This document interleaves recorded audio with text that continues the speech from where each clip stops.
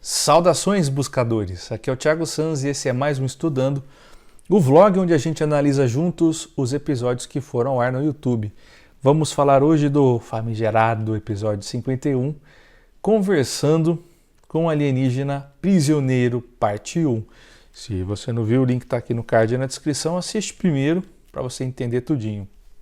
Firmeza? Então bora lá! Pois é. Esse episódio é diferente, né? A vibração dele é diferente dos outros episódios. Não é a única sessão que nós temos que foi assim. Não será a última.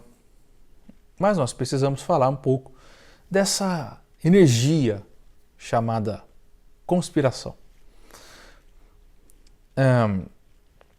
O episódio convida a gente a interpretá-la, certo?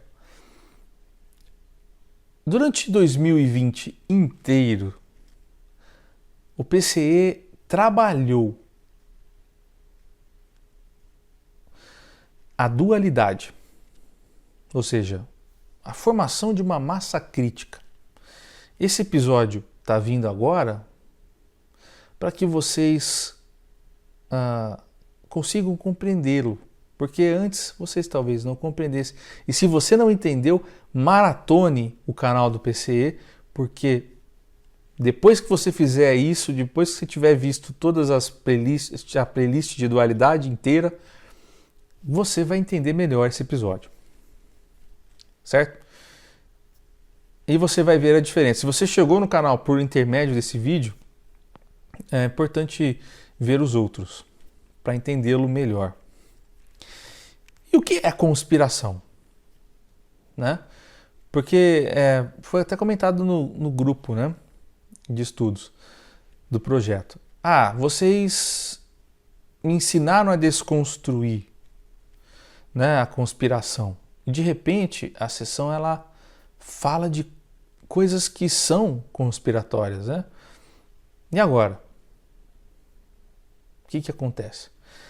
Então, o PCE ele ensina a gente a compreender as polaridades. Os espaciais trazem isso para a gente. Então, nós temos que entender que existe o lado que nós chamamos de negativo. Mas que esse lado que nós chamamos de negativo, ele não tem a devida proporção que normalmente os conspiracionistas dão, certo? Nós temos que tentar dar uma equilibrada nisso. Não ser tão vitimista, né? Isso é importante, tá certo? E a conspiração ela é um julgamento. Você pega as informações, os dados, né? E você formata esses dados de uma forma talvez não tão positivista, não tão otimista, uma coisa mais medrosa, uma vibração mais catastrófica. É o copo meio vazio. E o que acontece? Nós vamos guardando todas as conspirações numa gaveta. Quando vem um episódio como esse, a gente abre aquela gaveta, a gente puxa, escancara a gaveta e acaba fazendo inconscientemente algumas associações com dados prévios que nós tínhamos. Vamos fazer uma importante lembrança. Prestem bem atenção na hora de puxar a gaveta no que está sendo acessado, certo? Porque pode não estar correto, tá bom? Foi uma sessão que aconteceu há uma semana, mais ou menos. Semana e meia, não sei, uma coisa assim. E nós mesmos não tivemos oportunidade de conversar novamente com o Itzard, porque, certamente, nós também temos muitas dúvidas que não foram esclarecidas. E muitas dessas dúvidas vocês também tiveram, né? Mas eu não vou focar nas dúvidas que nós temos aqui. Eu vou falar do que nós compreendemos. porque já é bastante informação, né? E tô com a minha cola aqui. E eu vou contar um pouquinho, então, dos bastidores dessa comunicação.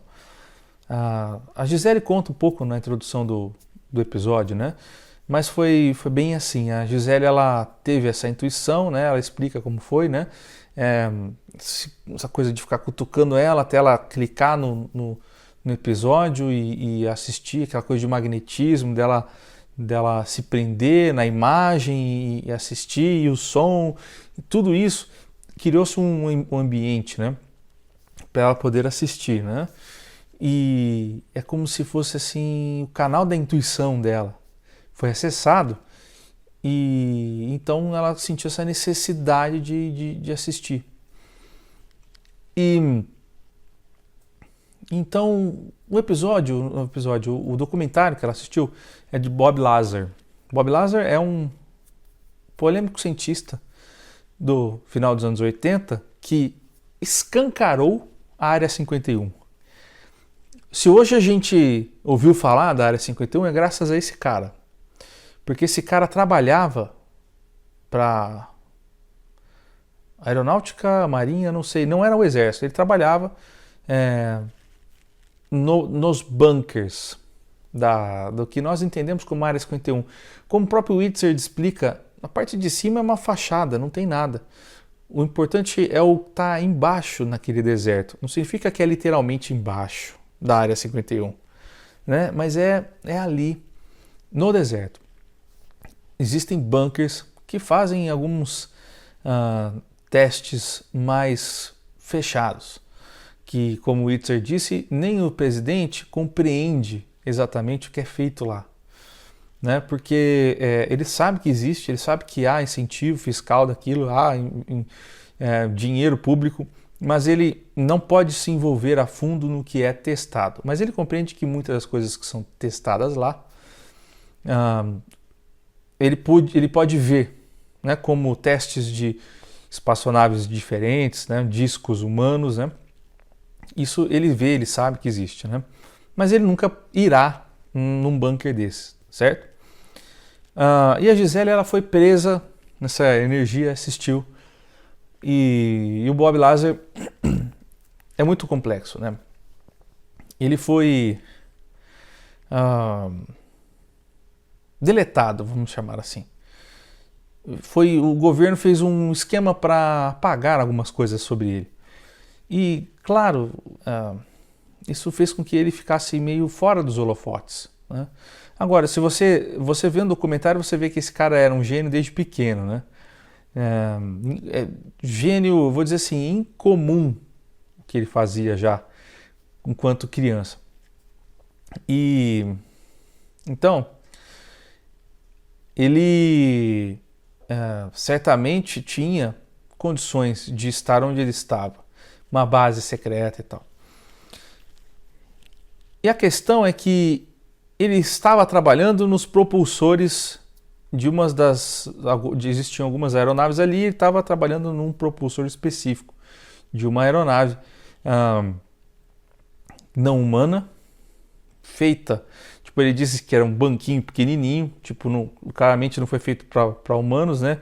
E porque não era uma criança não usaria aquilo. Então era uma outra estatura, outros tipos de seres, né? E ele tinha acesso àquilo.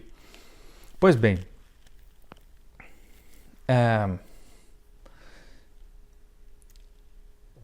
ele fala um pouco do elemento 115 e tudo, né? Mas o importante de percebermos aqui é essa conexão que foi criada. Ela assistiu o documentário e durante o documentário ela começou a receber acessos de uma consciência, que é o Whitzer, que queria conversar com ela. Eu não pude fazer a sessão com a Gisele prontamente, né? No fim de semana, era um domingo, eu me lembro. Então, isso foi para a semana, ficou para ser feito na semana, durante a semana. E até a sessão ser oficialmente gravada, oficialmente ocorrer, o Whitzer ficou no campo da Gisele. perturbando, vamos dizer assim, tirando a atenção dela. Como ela explicou um pouco sobre isso, ele entra na frente, é meio agressivo, porque ele entra na frente, ele toma que a Gisele, ela funciona assim, ela pode fazer o que ela estiver fazendo no físico, mas ela tem tipo como se fosse uma contraparte espiritual, astral, tão desenvolvida, tão apurada, que enquanto ela faz uma coisa, ela sente outras em outros ambientes, né? Tipo uma espécie de bilocação permanente. Então, aquela consciência ficou naquele campo dela astral, perturbando, chamando atenção, fazendo com que ela desviasse do físico, prestasse atenção nele, ele sobrepunha as atividades dela. É quase como um assediador, é quase como um obsessorzinho, no sentido de te induzir, de te chamar, oi, eu tô aqui, né? E era mais do que o obsessor, porque o obsessor às vezes ele nem quer ser notado, ele só quer te induzir e não quer ser notado. O Witzard não, ele fazia questão de ser notado, porque claro, quando nós estamos no PC, nós nos propusemos energeticamente a falar com as consciências. Então é natural que nós sejamos acionados por várias consciências, certo? E isso é orquestrado, administrado e tudo mais que vocês imaginarem por consciências extrafísicas que gerenciam os processos do PC. Não é aleatório, não é a gente fazendo contato com quem a gente quer, não é tipo qualquer consciência vem e fala com a gente. Não, tem uma fila, tem um processo, é meio, não vou chamar de burocrático, mas há permissões para que a gente seja acessado, tá certo? Por que é importante falar isso? Porque tem gente que acha mesmo que a gente trabalha displicentemente com relação aos contatos, e não é assim que funciona. Há uma lógica, há consciências trabalhando extrafisicamente na promoção de quem vai, na organização de quem vai conversar conosco, numa ordem que nós consigamos entender o que está sendo proposto ali, beleza? Então, como é que foi o Witzard, né? Ele chegou com um propósito bem específico. Ele e o grupo dele, o clã dele, né, como retratado no episódio, gostaria de trabalhar com alguns minérios que estão na Terra. A nave dele veio para cá, tinha tecnologia para perfurar, para fazer uma extração e levar aquilo embora. O que ele faria com aquele metal que ele iria extrair ali do deserto? Ele leva para uma outra dimensão, modifica a frequência daquela matéria e ela pode então trabalhar sobre outras leis da física.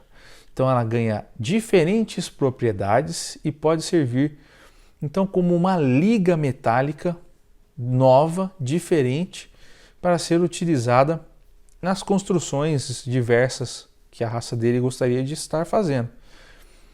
É como se a raça dele fosse uma espécie de repente, se você é mais negativo, você diria saqueadora, né? Mas você pode chamá-la de exploradora. Ela tem esse vínculo com essa condição. É uma função, é um trabalho específico no cosmos, tá? Não é porque é positivo ou porque é negativo que significa que... Não, isso é permitido, isso acontece, é normal. As consciências estão interagindo no meio, certo? Senão, todo o trabalho nosso na Terra, nós poderíamos também chamar de negativo, porque nós não fazemos tão bem assim para Gaia, certo? Então não vamos cair na pira de que eles vêm aqui e fazem extração, então, tipo, esses caras são negativos. Mas espera aí, então nossa raça é muito positiva, né? A gente queima a porra toda? Não é assim, certo? Precisamos ficar espertos com isso. Não vamos cair nessa de, mas esses caras não são confederados. A gente é confederado por acaso? Vocês estão entendendo? Não se censura uma consciência. Porque se você censura, você deixa de formar a sua opinião crítica sobre o assunto. E você passa a ter a sua opinião, você passa a precisar da opinião de terceiros para ter uma formação, né, dessa opinião. Então não é interessante. Eu não vejo como interessante. Eu prefiro ter a minha própria opinião. E essa raça do Wizard não é Grey. Eu vejo muitas pessoas dizendo, mas é Grey, Grey, Grey. Não, não são Greys. Pode ter um biotipo parecido. Para nós é como o lance da gaveta da conspiração. Tem a gaveta dos Greys. Tudo é Grey. É parecido com Grey, é baixinho, careca, é Grey. Né? Não tem sexo, é Grey. Não funciona assim. A raça, inclusive, ela é bioandroide, é biomecânica. Ela é metade máquina e metade biológica. Então, não é exatamente o Grey que nós estamos acostumados. Então, eles vieram para cá com essa intenção, né, de perfurar e levar, extrair, né, metais que talvez nós nem conseguiríamos pegar ali, né, coletar. Não temos nem maquinário para isso, porque a perfuração da Terra é uma deficiência muito grande humana, né, ainda. Nós preferimos ir para a Lua, ir para Marte, ir para qualquer outro canto, menos perfurar e mexer com o nosso subterrâneo. Isso para a gente não faz. É mais difícil, né, ir para o oceano, ver o que tem lá embaixo, ou cavar e ver o que acontece. Não, a gente não tem isso, é mais difícil. Curiosamente. E então eles tiveram um problema durante a operação, porque naquela época, que estimamos ali década de 70, 80, tinha mais avistamentos e mais quedas de OVNIs, porque esses OVNIs eles sofriam mais com a instabilidade da nossa psicosfera. Eles não sabiam exatamente como programar a psicosfera nossa, eles não entendiam, porque ela é uma psicosfera que muda muito, muito rápido. É como se fosse uma defesa da Terra natural. O campo magnético dela é meio maluco. Então, as consciências precisavam sempre estar ajustando aquilo. E meio que manualmente. Então, se houvesse alguma coisinha que desse errado, eles caíam. E foi o que aconteceu. Eram pelo menos 3, contando o Wizard. E o que aconteceu? Foram capturados. Se o dano não era severo, a raça do Wizard regenerava, certo? Mesmo que não houvesse mais alma naquele corpo. Lembrando que eles são encarnados numa fisicalidade. Então, aquele corpo se regenera sozinho, mesmo sem vida, sem alma, porque ele é mecânico também, máquina. Se o dano não for severo, certo?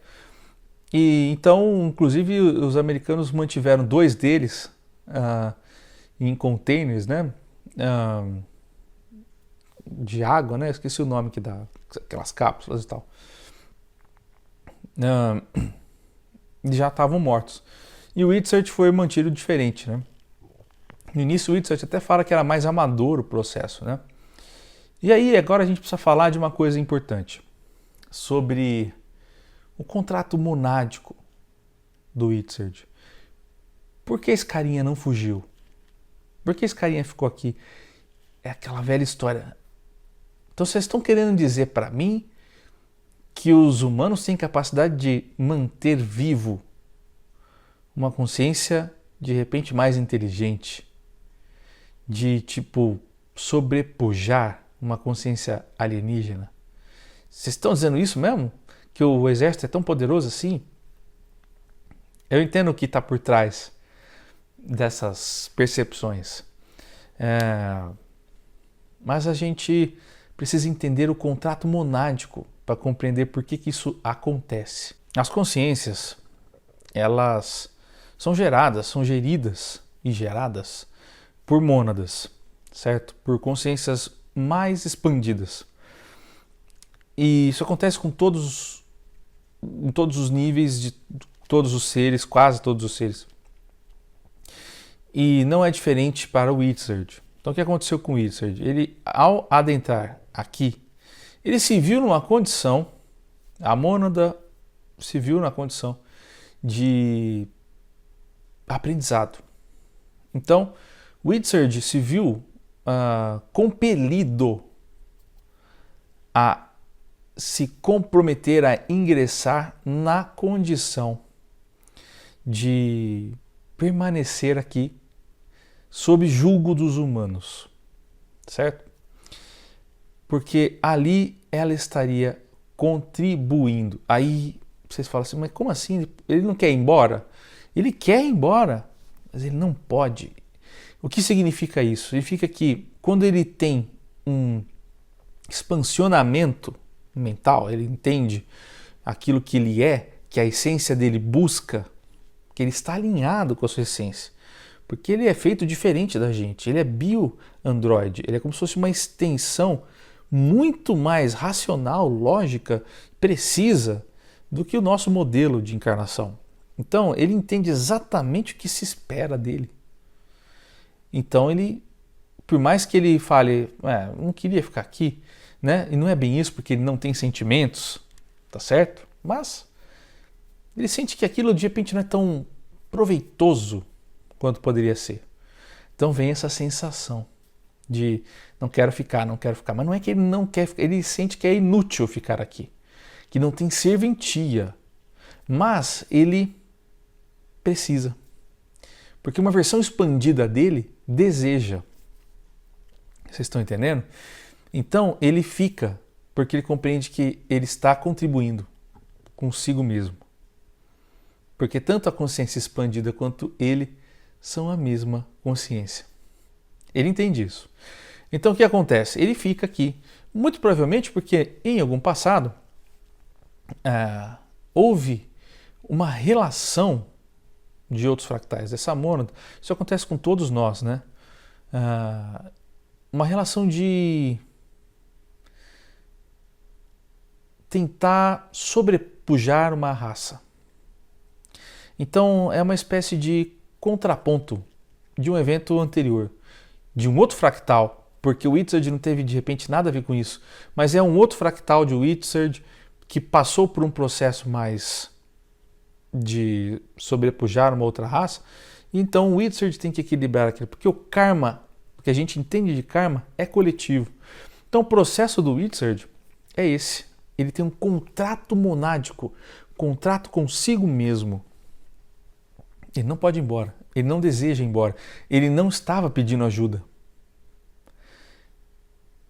Se ele quisesse, de repente, ele poderia até ir embora, mas o que ele estava fazendo conosco? Tentando acelerar o processo de expansão humana, porque ele entende que ele estará vivo ainda neste corpo e neste invólucro quando nós ascendermos no que significa mudarmos de vibração. E aí a gente solta o cara, entendeu? Ele entende que isso um dia vai acontecer com ele em vida. Então ele está tentando acelerar esse processo. É isso.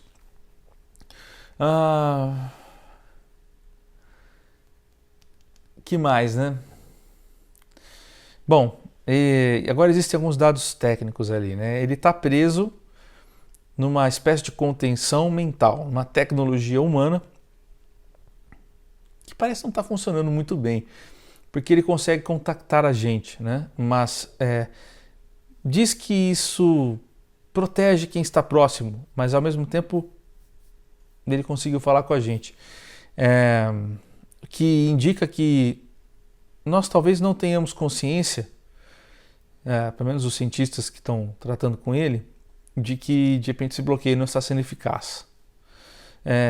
Há uma certa dissimulação por parte dele e o acesso que ele tem é através, tipo assim, imagina a gente acessando o nosso HD do computador, é o nosso cérebro, né? Então a gente acessa o HD.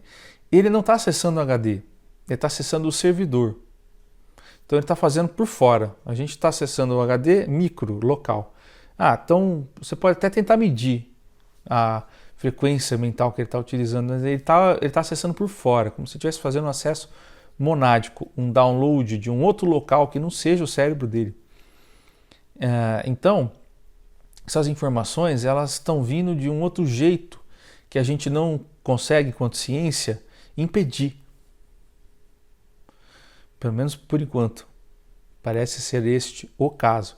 Agora, de certa forma, né, como ele disse, existiam ataques, né, orelha sangrando, aquela coisa dos humanos sofrerem danos ali, na tentativa de comunicação e contato com estes seres.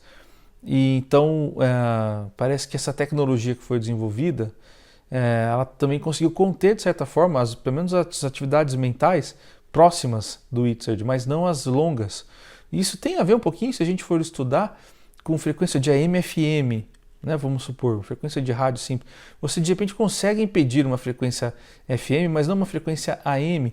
Então, de repente, a frequência que ele precisaria usar para causar um dano cerebral de uma pessoa próxima, ela é diferente da frequência que ele usa para se comunicar. Tanto que ele se comunica com aqueles cientistas lá dentro. Né? Então, essa comunicação ela continua ocorrendo. Isso não é proibido de acontecer, mas é restrito de alguma forma, portanto que eles não conseguem se comunicar entre eles. Ficaram algumas lacunas, como vocês podem ver.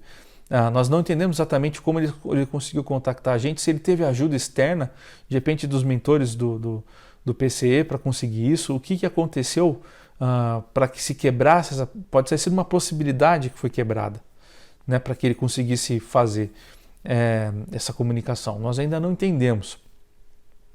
Mas de fato é que mostrou para a gente algumas condições. E esse caso, se vocês forem observar, está muito relacionado com o ET de Varginha.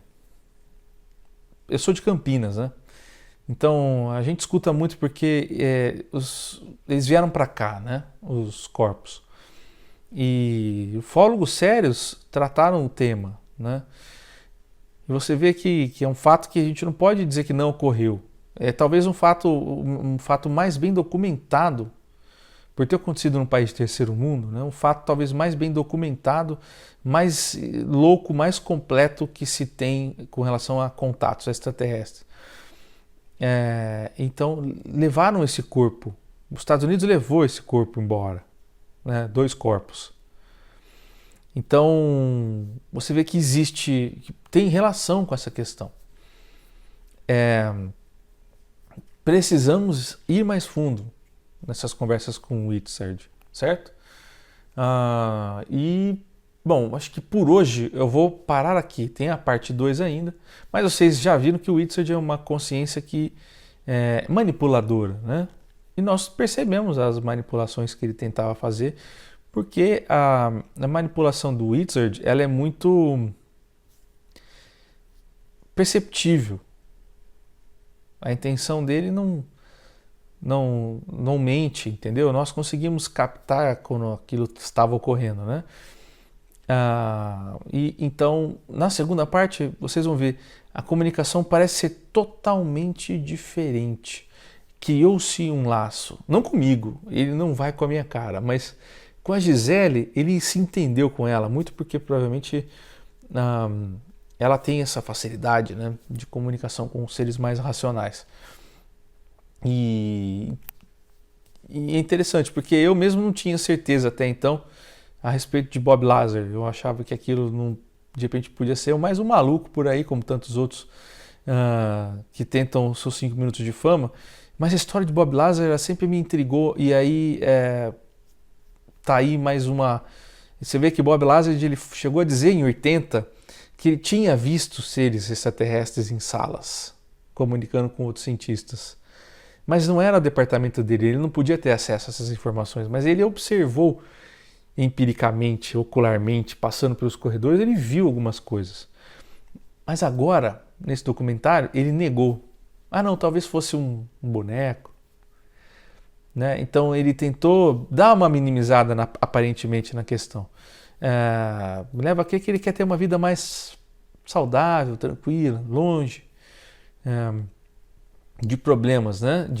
De ampliar as coisas que ele já expôs, né? Então faz sentido tudo isso, né? É interessante. E vocês, o que vocês acharam? Né? Uma sessão diferente, uma sessão que requer que a gente tenha uma compreensão maior da dualidade para não entrar em parafuso, né? Com essa ideia de antenas, né? Que mudam o humor, a agressividade da gente e tal, né? A gente sabe que a negatividade está aí. As pessoas elas vão continuar tentando a dominação, né? Vamos dizer assim.